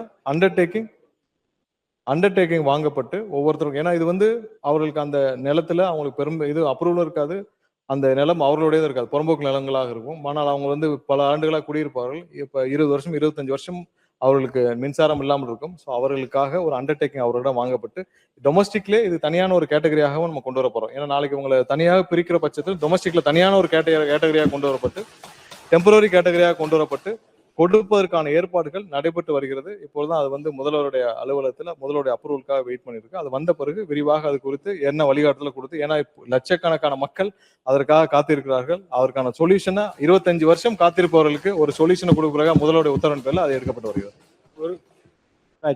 காமராஜ் கிளாரிபிகேஷன் மட்டும். மாண்புமிகு பேரவைத் தலைவர் 2026-27 ஆண்டு மாண்புமிகு எரிசக்தி துறை அமைச்சருடைய அறிவிப்பில் 50,000 புதிய விவசாய மின் இணைப்புகள் வழங்கப்படும் என்று அறிவித்திருக்கிறார்கள். நான் மின்சாரத்துறை அமைச்சர்களை கேட்டுக்கொள்வதெல்லாம், கடந்த 2025 டிசம்பர் மாதம் தட்கல் திட்டத்தில் தமிழகம் முழுவதும் 10,000 விவசாயிகளுக்கு மும்முனை மின்சாரம் இணைப்பு வழங்குவதாக விவசாயிகளிருந்து விண்ணப்பம் பெறப்பட்டு தகுதி அடிப்படையில் மின் இணைப்பு வழங்க 7.5 ஹெச்பிக்கு 2.25 லட்சமும் 10 ஹெச்பிக்கு காத்து கொண்டிருக்கிறார்கள். அதுல டெல்டா மாவட்டத்தில் மட்டும் 2,839 பேர் பணம் கட்டி காத்திருக்கிறார்கள். இந்த நிலையில் அவர்களுக்கு 432 பேருக்கு மட்டுமே மின் இணைப்பு வழங்க அனுமதி கிடைத்திருக்கிறது. அவர்களுக்கு இன்னும் இணைப்பு வழங்கப்படவில்லை. எனவே விவசாயிகளுக்கு உரிய மின் இணைப்பை மாண்புமிகு அமைச்சர் அவர்கள் விரைவிலே வழங்குவதற்குரிய நடவடிக்கை எடுப்பார்களா? இந்த நேரத்தில் விவசாயத்துக்கு தண்ணீர் வராதால் விவசாயிகள் மிகவும் கஷ்ட நிலையில் இருக்கிறார்கள். அவர்களுக்கு உதவிட அரசு முன்வருமா என்பதனை மாண்புமிகு பேரவைத் தலைவராக மாண்புமிகு அமைச்சர்களை கேட்டு வருகிறேன். கிளாரிபிகேஷன் மட்டும் அலோவ் பண்ணியிருக்கேன். அம்மா மாண்புமிகு செந்தில் பாலாஜி பேசுனதுனால இருக்கும்.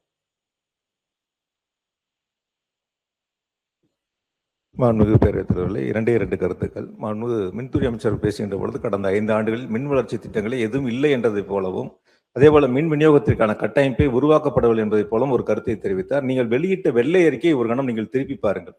எவ்வளவு துணை மின் நிலையங்கள் அமைக்கப்பட்டிருக்கின்றன, எவ்வளவு புதிய மின்மாற்றிகள் அமைக்கப்பட்டிருக்கின்றன, எவ்வளவு EHT line, HT line, LT line எவ்வளவு அமைக்கப்பட்டிருக்கிறது என்பதை நீங்களே வெள்ளை அறிக்கையில் மிக தெளிவாக வெளியிட்டிருக்கின்றீர்கள். அதே போல அனல் மின் உற்பத்தி திட்டங்கள், நீரேற்று பாசன திட்டங்கள், எத்தனை திட்டங்கள் எடுத்துக்கொள்ளப்பட்டன, அதனுடைய மதிப்பீடு எவ்வளவு செலவுகள் செய்யப்பட்டிருக்கின்றன, மீதம் இருக்கக்கூடிய பணிகள் 94 விழுக்காடு வரை முடிக்கப்பட்ட பணிகள் உள்ளிட்ட அனைத்தையும் உங்களுடைய வெள்ளை அறிக்கையிலும் மிக தெளிவாக தெளிவிடப்பட்டிருக்கின்றன.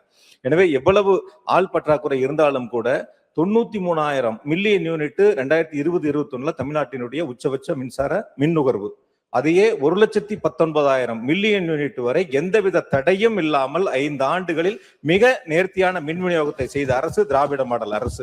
அதே போல ஒரே ஒரு கருத்து சார், அவ்வளவுதான் சார், முடிச்சு பதவி உயர்வு பொறுத்த வரைக்கும் சீனியாரிட்டி தான் இருக்கும். அதுல எந்தவித தவறும் நடக்கிறதுக்கு வாய்ப்பு இல்லை. அதனால மிக தெளிவா யாருக்கெல்லாம் யாராவது ஒருத்தர் சீனியாரிட்டி தவறுனா கூட அவங்க நீதிமன்றத்துக்கு போவாங்க, எங்களுக்கு கிடைக்கல அப்படின்னு சொல்லி. அதனால அதுல எந்த விதமான மாற்று கருத்து உங்களுக்கு இருக்க வாய்ப்பு இல்லை. அனல் மின் திட்டங்களாக இருந்தாலும் அதே போல ரூப்டாப் சோலாரை பத்தி இங்க நீங்க சொன்னீங்க, அதுல ஏதோ சிறப்பு கவனங்கள் செலுத்தல அப்படின்னு சொல்லி சொன்னீங்க. 2020-21 வெறும் 24 மெகாவாட் தான் rooftop solar. 2025-26 404 megawatt rooftop solar அமைக்கப்பட்டிருக்கு. அதே போல நீங்க ரினியூவல் எனர்ஜிக்கு 2 மண்டலங்கள் மாற்றி அமைக்கப்பட்டு 5ன்னு சொல்லியிருக்கீங்க. இப்ப 5 அலுவலகத்திலையும் ஏடி மட்டும்தான் இருக்காங்க. எஸ்சி எல்லாம் சென்னையில இருக்காங்க. அவங்க ஒரு அப்ளிகேஷன் ஒரு ரிப்பேர் சொன்னாங்கன்னா அந்த ஏடி சென்னைக்கு தகவல் சொல்லி இங்கிருந்து அதுக்கு பிறகு அனுமதிகளை பெற்றுத்தான் அந்த பணிகளை செய்ய முடியும். அப்ப முதலீடு போட்டவங்க தன்னுடைய சோலார் உற்பத்தி நிலையம் 1 நாள் 2 நாள் 3 நாட்கள் உற்பத்தி செய்ய முடியாம அவங்களுடைய உற்பத்தியை மின்சார வாரியத்துக்கு கொடுக்க முடியாத ஒரு சூழல் ஏற்படக்கூடிய நிலை இருக்கு. அதனால இதே போல இன்னொன்னு ஒரு கருத்து, ஒரே நிமிஷம் அமைச்சர், ஒரு நிமிஷம் நான் சொல்லி முடிச்சேன், இருக்கிற சொல்றேன் நான். அதே போல டெண்டர் முடிச்சிட்டேன் சார். கடைசி டெண்டரை பத்தி நீங்க குழு அமைச்சிருக்கீங்க, அதுல மாற்று கருத்து இல்ல. அந்த டெண்டர் என்னன்னா 3 பேர் கமிட்டி போட்டீங்கன்னா, ஒருத்தர் தூத்துக்குடி, ஒருத்தர் கோயம்புத்தூர், ஒருத்தர் சென்னை. இந்த 3 பேரை ஒன்னு சேர்ந்து அந்த டெண்டருடைய திட்டத்தை இறுதி செய்ய முடியும். அதனால அது போன்ற குளறுபடிகள் இருக்கின்றன. அதனால தமிழ்நாடு மின்சார வாரியத்தை பொறுத்தவரை கடந்த காலங்களில் நீங்க 87,000 கோடி கடன் சொன்னீங்க. எவ்வளவு உள்கட்டமைப்பு உருவாக்கப்பட்டிருக்கின்றன, எத்தனை புதிய மின் திட்டங்கள் எடுத்துக்கொள்ளப்பட்டிருக்கின்றன, எப்படி தடையில்லாத மின்சாரம் வழங்கப்பட்டது என்பதை நீங்கள் ஒரு கணம் பார்க்க வேண்டும். உங்களுடைய வெள்ளை அறிக்கையை அதற்கு சான்றாக அமைந்திருக்கின்றன. எனவே மாண்பு அமைச்சர் கணேஷ்குமார் கிளாரிபிகேஷன் மட்டும் கேளுங்க. மாண்புமிகு பேரவைத் தலைவர்களே, ரூஃப்டாப்புக்கான முன்னுரிமை கொடுக்கப்படும் என்று சொல்லியிருக்கிறார்கள். மத்திய அரசு மார்ச் மாசம் 2027 அந்த மானியத்தலையம் நிறுத்த போவதாக சொல்லியிருக்கிறார்கள். ஏன்னா 1 மெகாவாட்டுக்கு 30,000, 2 மெகாவாட்டுக்கு 70,000 என்று சொல்லியிருக்கிறார்கள். டாப் அப் தான் நம்ம பண்ண போறோம். டாப் அப் கிட்டத்தட்ட 50 கோடி தான் நம்ம ஒதுக்கி இருக்கிறோம். எனவே மார்ச் மாசம் 27 அந்த மத்திய அரசாங்கம் கொடுக்கின்ற மானியம் அந்த ரூஃப்டாப்புக்காக நிறுத்த போவதாக சொல்லியிருக்கிறார்கள். அது குறித்து தமிழக அரசு என்ன நடவடிக்கை எடுக்க போகிறது என்பதை அறிய வரும். அமைச்சர், மாண்புமிகு பேரவைத் தலைவர் அவர்களே, அதாவது ப்ரொமோஷன் பத்தி சொல்லியிருந்தார். ப்ரொமோஷன் கொடுக்கணும்னு நினைச்சிருந்தால் கடந்த 5 ஆண்டுகளில் எத்தனையோ தடவை கொடுத்துருக்கலாம். ஆனால் இதுவரை கொடுக்கப்படவில்லை. ஏன்னா ப்ரொமோஷன் ஏன் கொடுக்கல அதான் சொல்லிட்டு. அதாவது 5 ஆண்டுகளாக 19 வருஷம் பெண்டிங் ப்ரொமோஷன் கிடைச்சிருக்குன்னு சொல்லி பலர் டிவியில எல்லாத்தையும் பேசியிருக்காங்க. நம்ம இருக்கிற பிரச்சனைகளை சால்வ் பண்ணிட்டு அவங்களுக்கு தேவையான விஷயத்தை, அவங்களுக்கு நியாயமாக ஊழியர்களுக்கு கிடைக்க வேண்டிய விஷயத்தை நம்ம கொடுத்துட்டு அடுத்த கட்டத்துக்கு போகணும். நம்ம அதே நேரத்தில் கடந்த 5 ஆண்டுகள் பல திட்டங்கள் அதாவது ஜென்ரேஷனுக்காக, அதாவது மின்சாரத்தை உற்பத்தி செய்ய ஜென்ரேஷனுக்காக எந்த புது திட்டங்களும் தொடங்கப்படல. இதெல்லாம் பழைய திட்டங்கள். அதாவது 2000 உப்பூர்லாம் பாத்தீங்கன்னா 2010 தொடங்கப்பட்ட திட்டங்கள், 2014 தொடங்கப்பட்டது. அந்த திட்டங்களும் முடிக்கப்படாமல் அப்படியே பெண்டிங்ல தான் இருக்கு.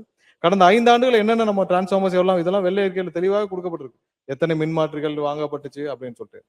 டெண்டர் பாலிசிகள் நாம ஏன் மாற்றி அமைச்சோம்னா, இதை மட்டும் கிளாரிஃபை பண்ணுவோம். டெண்டர் பாலிசிகள் ஏன் மாற்றி அமைச்சோம்னா பல வழக்குகள் இப்பெல்லாம் உள்ள போயிருக்கு. ஏன்னா ஒரு டிரான்ஸ்ஃபார்மர் வாங்குறோம்னா 8 லட்சம் மதிப்புள்ள டிரான்ஸ்ஃபார்மர் உயர்நீதிமன்றமே கேட்டிருக்கு. 8 லட்சம் மதிப்புள்ள டிரான்ஸ்ஃபார்மரை நீங்க எப்படி 13 லட்சத்துக்கு நீங்க வாங்குனீங்க அப்படின்னு கேட்டிருக்காங்க. அதுக்கு நம்ம கிட்ட இது வரைக்கும் பதில் இல்லை.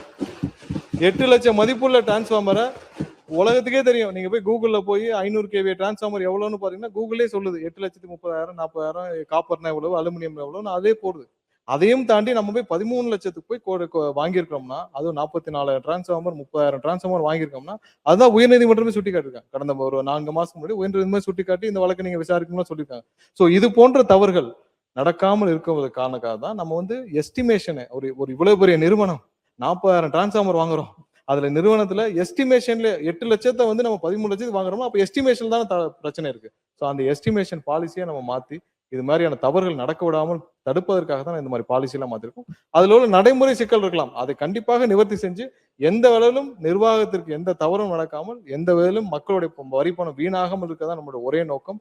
அதை கடந்து இந்த நிறுவனம், அதாவது மின்சார வாரியம், லட்சக்கணக்கான கோடிக்கணக்கான மக்களுடைய வாழ்வாதாரம், லட்சக்கணக்கான பேருக்கு நேரடியாக இன்னைக்கு வேலை கொடுத்துட்டு இருக்க ஒரு நிறுவனம். இந்த நிறுவனம் அடுத்த கட்டத்திற்கு போகணும், இந்த நிறுவனம் உயிர் பெறணும். 2000 ஆண்டுகளுக்கு முன்னால மூத்தவர் நான் நேரு அவருக்குலாம் தெரியும், அப்பெல்லாம் 96ல போக்குவரத்துறை அமைச்சராக இருந்தாங்க. அப்பெல்லாம் மின்சார வாரியம் லாபத்துல இயங்கிட்டு இருந்த மின்சார வாரியம்.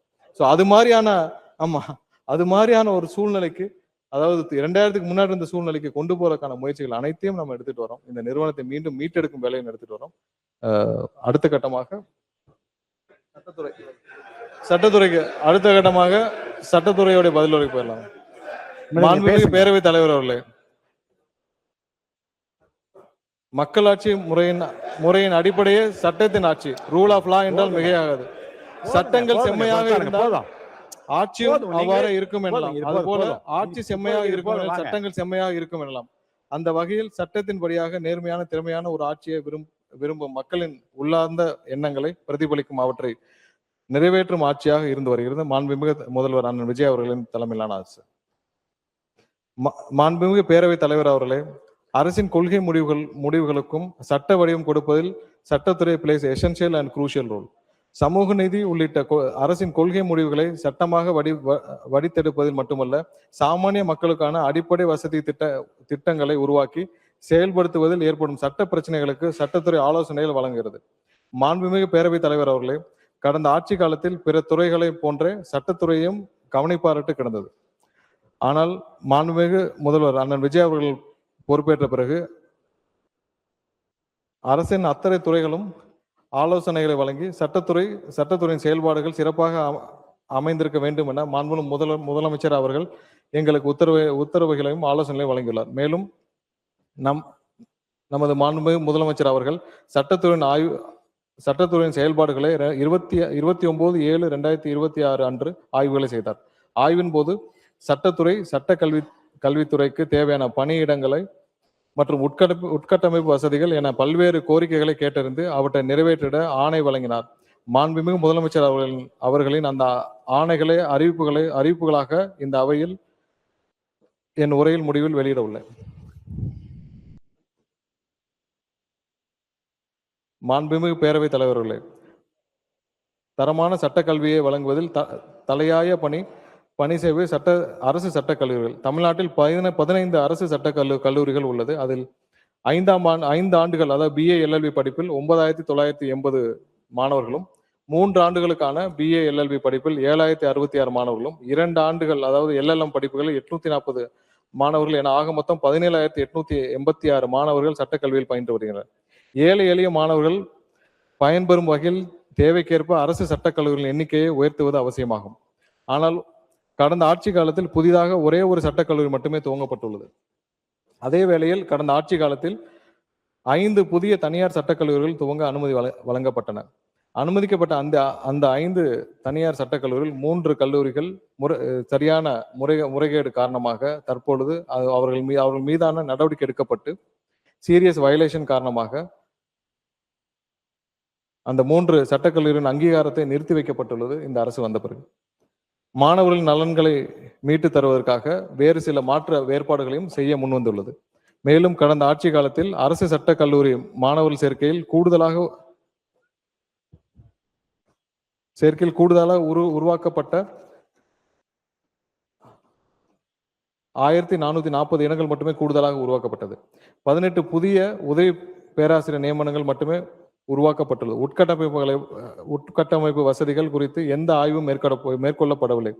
பெரிய அளவில் பணிகள் ஏதும் செய்யப்படவில்லை. டீச்சிங் மற்றும் நான் டீச்சிங் ஸ்டாஃப்ஸ் பிரச்சனைகள் கண்டுகொள்ளப்படவில்லை. எந்த முயற்சிகளும் எடுக்கப்படவில்லை, தீர்க்கப்படவில்லை. இப்பேரவையின் நேரத்தில் அருமை கருதி அவற்றை நான் அடுத்த கட்டமாக மாண்புமிகு பேரவைத் தலைவர்களே, தமிழகத்தின் அனைத்து தரப்பு மாணவர்களுக்கும் தரமான சட்டக்கல்வி பயில வழிவகை செய்யும் வகையில் தலைநகர் சென்னையில் இயங்கி வரும் சீர்மிகு பள்ளிக்கு இணையாக தரத்தில் தமிழகத்தில் தென்பகுதி மாணவர்களுக்கு பயன்பெறும் வகையில் மதுரையில் புதிய சிறப்பு அரசு சட்டக்கல்லூரி தொடங்க மாண்புமிகு வெற்றி தலைவர் அண்ணன் விஜய் அவர்களின் உத்தரவினுக்கிணங்க விரைவாக நடவடிக்கை எடுக்கப்பட்டு வருகிறது. மாண்புமிகு பேரவைத் தலைவர் அவர்களே,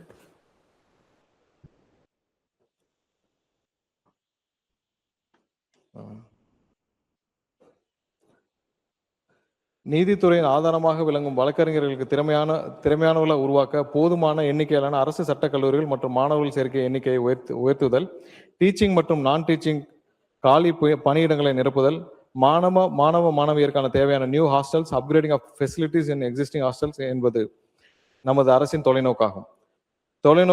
தொலைநோக்கி அடைந்திட உரிய பணிகளை திட்டமிட்டு தேவையான நிதியை ஒதுக்கி குறித்த காலத்தில் சிறப்பாக நிறைவேற்றுவோம் என இப்பேரவைக்கு மகிழ்ச்சியுடன் தெரிவித்துக் கொள்கிறோம். சட்டத்துறைக்கான அறிவிப்புகள். மாண்புமிகு பேரவைத் தலைவர் அவர்களே, அறிவிப்பு எண் 1. தமிழ்நாட்டில் இயற்றப்பட்ட அனைத்து சட்டங்களும் அவசர சட்டங்கள் மற்றும் சட்ட முன்வடிவங்களில் அரசிதழ்கள் ஆகியவற்றை பொதுமக்கள் பயன்பாட்டிற்கு வசதியாக செய்ய நுண்ணறிவு மூலமாக தமிழ்நாடு சட்ட தொகுப்பு இணையவாசல் என்னும் மின்னணு களஞ்சியம் உருவாக்கப்படும். சேலம், நாமக்கல், தேனி மற்றும் காரைக்குடி ஆகிய அரசு சட்டக் கல்லூரிகளில் 2026-27 ஆண்டில் கல்வியாண்டுகள் முதல் புதிய முதுநிலை LLM பட்டப்படிப்பு பிரிவுகள் தொடங்கப்படும். இதற்கான ஒரு கல்லூரிக்கு 2 இணை பேராசிரியர் வீதம் 8 இணை பேராசிரியர் பணியிடங்கள் தோற்றுவிக்கப்படும். அறிவிப்பு எண் 3. வேலூர் மற்றும் செங்கல்பட்டு அரசு சட்டக் கல்லூரிகளில் பயிலும் மாணவர்களுக்கு தமிழ்நாடு மாணவர் தங்கும் விடுதி மற்றும் உட்கட்டமைப்புகளை நிறுவனமான Tamil Nadu students housing infrastructure corporation மூலம் மாணவர் விடுதி கட்டிடம் கட்டப்பட்டு வருகிறது. சென்னை டாக்டர் அம்பேத்கர் அரசு சட்டக்கல்லூரி பற்றை பெரும்புதூர் மற்றும் புதுப்பாக்கம், மதுரை, திருச்சி, கோயம்புத்தூர், திருநெல்வேலி, செங்கல்பட்டு, வேலூர், விழுப்புரம், ராமநாதபுரம், தருமபுரி மற்றும் சேலம் ஆகிய 12 அரசு சட்டக் கல்லூரிகளில் தலா 2 குடிநீர் சுத்திகரிப்பு இயந்திரம் RO சிஸ்டம் நிறுவப்படும். சென்னை டாக்டர் அம்பேத்கர் அரசு சட்டக்கல்லூரி பற்றை பெரும்புதூர் மற்றும் புதுப்பாக்கம், மதுரை, திருநெல்வேலி, திருச்சிராப்பள்ளி, கோயம்புத்தூர், செங்கல்பட்டு, வேலூர், விழுப்புரம், ராமநாதபுரம், தருமபுரி மற்றும் சேலம் ஆகிய 12 அரசு சட்டக் கல்லூரிகளில் கண்காணிப்பு கேமராக்கள் நிறுவப்படும். சென்னை தமிழ்நாடு சட்ட பல்கலைக்கழகத்தில் நிர்வாக செயல்பாடுகளை நவீனப்படுத்தும் வகையில் அனைத்து அலுவலக ஆவணங்களையும் மின்னணு மயமாக்கும் வகையில் ஆபீஸ் முறை நடைமுறைப்படுத்தப்படும்.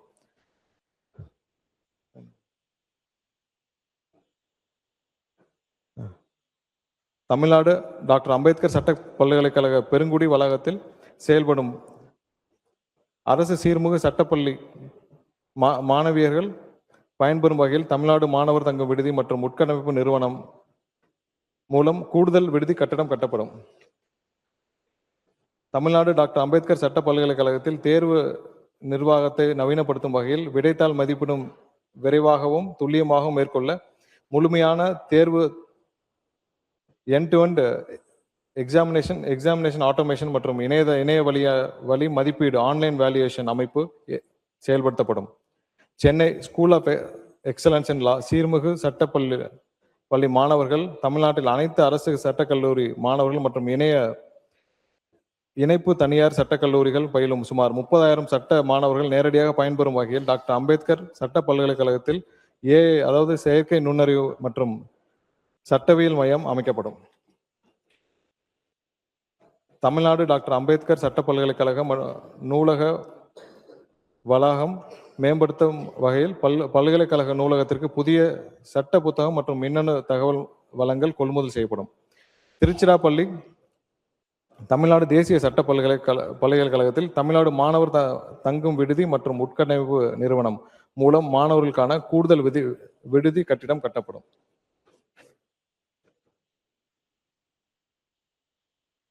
இன்னும் சிறைத்துறை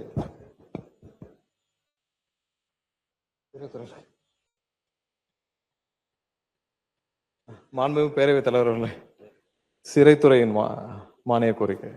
உறுப்பினர்லாம் அப்படிதான் நினைக்கிறாங்க இப்போ.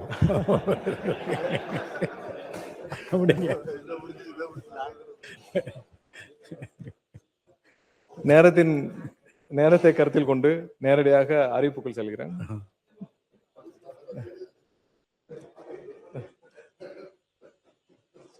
மாண்புமிகு பேரவைத் தலைவர் அவர்களே, நேரத்தின் அருமை கருதி இத்துறைக்கான ஒட்டுமொத்த அறிவிப்புகளையும் தலைப்பையும் நான் இங்கே வாசிக்கிறேன்.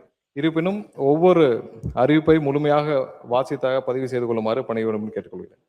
அறிவிப்பு எண் 1, திருவள்ளூர் மாவட்டத்தில் 500 சிறைவாசிகளை அனுமதிக்கும் வகையில் புதிய மாவட்ட சிறைச்சாலை வளாகம் ரூபாய் 48.76 கோடி செலவில் அமைக்கப்படும். வேலூர் மத்திய சிறையில் ஒருங்கிணைந்த மனநலம் பராமரிப்பு மையம் ரூபாய் 3.63 கோடி செலவினத்தில் அமைக்கப்படும்.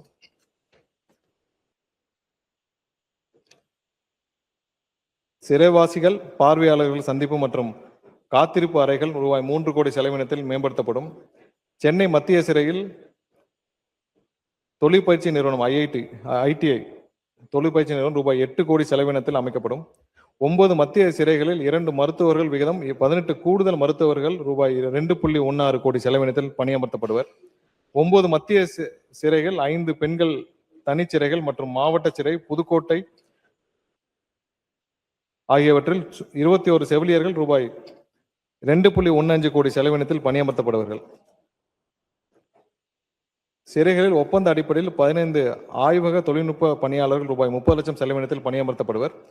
சிறைத்துறை பணியாளர்களுக்கான சீருடைப்படியான காவல்துறை பணியாளர்களுக்கு இணையாக உயர்த்துதல். 13 மாவட்ட சிறைகளில் தலா ஒரு பகுதி நேர மனையியல் நிபுணர் சைக்காட்ரிஸ்ட் பணியமர்த்தப்படுவர். 12 மாவட்ட சிறைகளில் தலா ஒரு பகுதி நேர மருத்துவர் மற்றும் ஒரு செவிலியர் பணியமர்த்தப்படுவர். சிறை பணியாளர்களுக்கு மனித உரிமை, பாலிய சமத்துவம், மாற்றுத்திறனாளி சிறைவாசிகளை கையாளுதல் மற்றும் பெண்கள் குழந்தைகளுக்கு எதிரான பாலியல் குற்றவாளிகள் சீர்திருத்தம் தொடர்பான பயிற்சிகளுக்கு ரூபாய் 68 லட்சத்தில் அளிக்கப்படும். மனநல ஆலோசகர்களுக்கான மாதாந்திர மதிப்பூதியம் அதாவது 25,000 30,000 உயர்த்தப்படும்.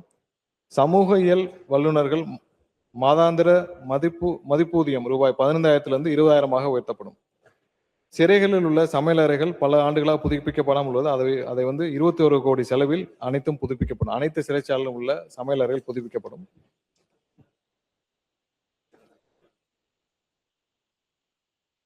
மின்னணு தொழில்நுட்பத்துடன் கூடிய 180 நடைபேசி கருவிகள் ரூபாய் 1.6 கோடி செலவினத்தில் கொள்முதல் செய்யப்படும். சிறைகளுக்கு 45 கனரக செலவு இயந்திரம் ரூபாய் 6.5 கோடி செலவில் கொள்முதல் செய்யப்படும். 9 மத்திய சிறைகள் மற்றும் 5 பெண்கள் சிறைக்கான சிறப்பு சிறைகளில் 30 குடிநீர் சுத்திகரிப்பு சாதனங்கள் அதாவது RO இயந்திரங்கள் 3 கோடி செலவில் ஏற்படுத்தப்படும். திருச்சிராப்பள்ளியில் உள்ள உயர் பாதுகாப்பு சிறையில் மறைத்து வைக்கப்பட்டுள்ள போதைப் பொருட்கள் மற்றும் வெடிபொருட்களை கண்டறிவதற்காக ரூபாய் 1.64 கோடி செலவில் 4 மோப்ப நாய்களை கொண்டு மோப்ப நாய் பிரிவு உருவாக்கப்படும். 7 மாவட்ட சிறைகளில் போதை பழக்கத்தை மீட்பு மையங்கள் அதாவது டி அடிகேஷன் சென்டர்ஸ் 65 லட்சம் செலவில் நிறுவப்படும். அனைத்து சிறைகளிலும் கூடுதலாக ஜூலை 18 அதாவது கூடுதலாக தமிழ்நாடு தினம் அன்று சிறைவாசிகளுக்கு சிறப்பு உணவுக்காக ரூபாய் 25 லட்சம் செலவினத்தில் வழங்கப்படும். மற்றதெல்லாம் முக்கியமான அறிவிப்புகள் இல்லை. சிறைத்துறை தொழிற்கூடங்களில் பணிபுரியும் சிறைவாசிகளுக்கு உற்பத்தி இலக்கினை திருத்தி அமைப்புதல்.